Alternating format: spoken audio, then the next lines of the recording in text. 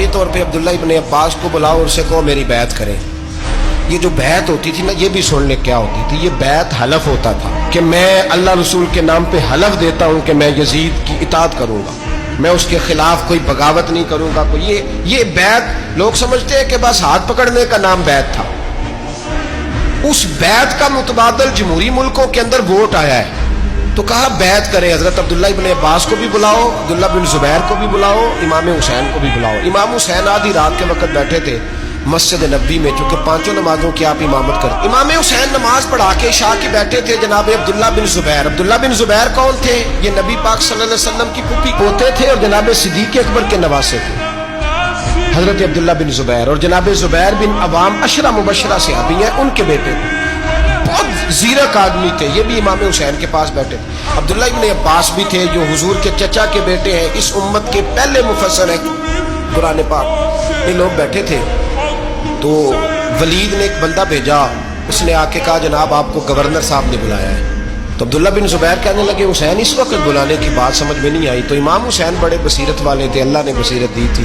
कहने लगे अब्दुल्ला आपको समझ नहीं आई, मुझे समझ आ गई है, अमीर माविया विसाल कर गए और ये हमें जो बुलाया गया है ना, ये यजीद की बैत के लिए बुलाया गया है। तो कहा फिर आप आधी रात को ना जाएं, आपके लिए खतरा होगा। तो इमाम हुसैन फरमाने लगे खतरा हुसैन को नहीं होता। नहीं कहा फिर भी आप मेहरबानी करें, जरा एहतियात से जाएं।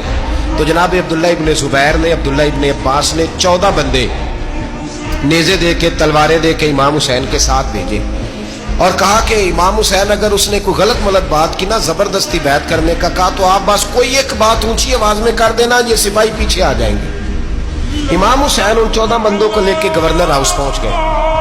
जब आप वहां पहुंचे उसने बताया, उसने कहा जी हजरत अमीर माविया इंतकाल कर गए और आपने यजीद की बैत करनी है। तो इमाम हुसैन फरमाने लगे मैं छुप के बैत नहीं करूंगा, मजमा लगाओ, जुमे वाले दिन ऐलान करो, जो तरीका है हजरत अबू बकर सिद्दीक का, जो तरीका है हजरत उमर फारूक का, जो अंदाज हजरत उस्मान गनी का है, जो मौला अली का है, सरे आम ऐलान करो। अगर सारी दुनिया यजीद की बैत करेगी तो मैं भी तैयार हूं। तुम मुझसे बैत लेके फिर लोगों को बताना चाहते हो कि हुसैन बैत हो कर रहे हैं, तो तुम क्यों नहीं कर रहे?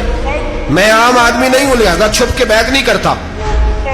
जब ये बात की ना तो वलीद बड़ा नरम दिल था और इमाम हुसैन की शान को जानता था। वो जानता था ये नबी पाक का खानदान है। उसने कहा जी मुझे तो हुक्म था, बाकी आप हुजूर के नवासे हैं, मैं कर कुछ। वहां एक बड़ा बदबख्त शख्स बैठा था, अब्दुल मलक बिन मरवान।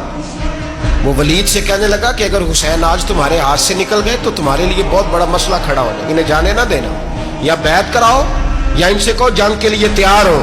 तो इमाम हुसैन रदी अल्लाह तआला अन्हु के कानों में आवाज गई तो फरमाने लगे इब्ने मरजाना, अगर तेरे अंदर जुर्रत है तो आ सामने हुसैन के, इसके कानों में बातें ना कर, काना फूसी ना कर, बाहर आ मैदान में, शरारत ना कर, बाहर आ, मैं तुम्हें अभी बताता हूं कि हुसैन से मुकाबला करने का अंजाम क्या है।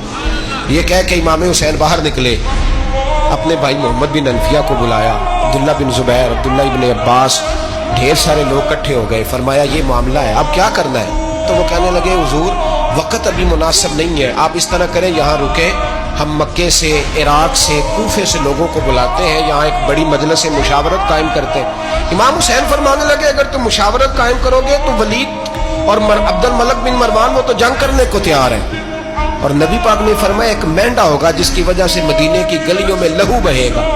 फरमाने लगे मैं वो बकरा, वो मेंढा नहीं बनना चाहता। कहा फिर आप क्या करेंगे? तो इमाम हुसैन रो पड़े, फरमाने लगे मैं मदीना छोड़ जाऊंगा, लेकिन मदीने की